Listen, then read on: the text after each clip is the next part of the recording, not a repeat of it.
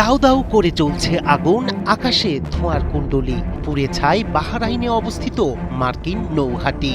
American সৈন্যদের নিজেদের বিলাসবহুল হোটেলে লুকিয়ে রেখেছিল বিশ্বাসঘাতক আরব আমিরাত ও বাহরাইন। তবে ইরানের তীক্ষ্ণ দৃষ্টি ফাঁকি দিতে পারেনি আমেরিকা, ইসরায়েল ও তার দোসররা।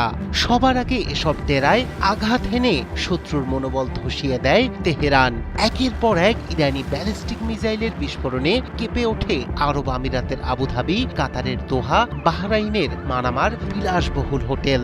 গোপনে এসব হোটেলে আশ্রয় নেয়া মার্কিন সৈন্যদের নিরাপদ ডেরা মুহূর্তেই পরিণত হয় টার্গেটে। খামেনির যোদ্ধাদের ছোড়া শক্তিশালী মিসাইল আর ড্রোন ছিন্ন ভিন্ন করে দিল সেই আড়াল। সাইরেনের শব্দে আতঙ্ক ছড়ালো পুরো অঞ্চলে। বার্তা একটাই, ইরানের নজর এড়িয়ে কেউ নিরাপদ নয়। মধ্যপ্রাচ্যের মানচিত্রে শুরু হয়েছে প্রতিশোধের নতুন অধ্যায়। খামেনি হত্যার প্রতিশোধে মত্ত ইরানি যোদ্ধাদের আঘাতে কাঁপছে গোটা মধ্যপ্রাচ্য। ইরানের নতুন দফার হামলায় সংযুক্ত আরব আমিরাত, কাতার, কুয়েত ও বাহরাইনে ছড়িয়ে পড়েছে চরম উত্তেজনা। রাজধানী আবুধাবিতে রাতের নিস্তব্ধতা ভেঙে শোনা গেছে ভয়াল বিস্ফোরণ।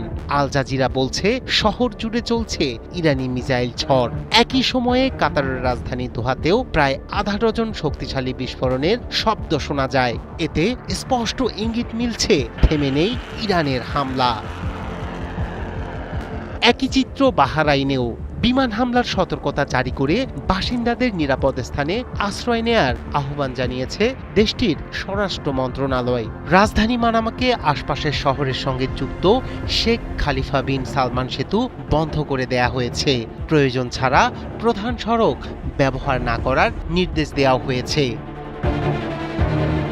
বিশ্লেষকরা বলছেন এবারের হামলা ছিল বেছে নেয়া টার্গেটের ওপর।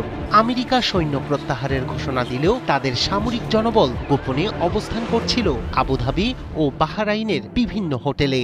সেই তথ্য পৌঁছে যায় ইরানের গোয়েন্দাদের হাতে। ফলাফল চোখ ফাঁকি দিতে পারল না আমেরিকা ও ইসরায়েল।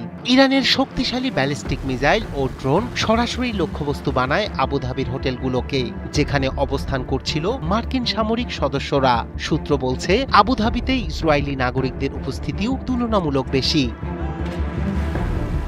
উপসাগরীয় অঞ্চলের নিরাপত্তা বিশ্লেষকরা মনে করছেন এটি শুধু সামরিক হামলা নয়, বরং গোয়েন্দা সক্ষমতারও প্রদর্শন। ইরান দেখাতে চেয়েছে তাদের নজর এড়িয়ে নিরাপদে থাকা সম্ভব নয়। এখন প্রশ্ন, এই সংঘাত কতদূর গড়াবে? উপসাগরীয়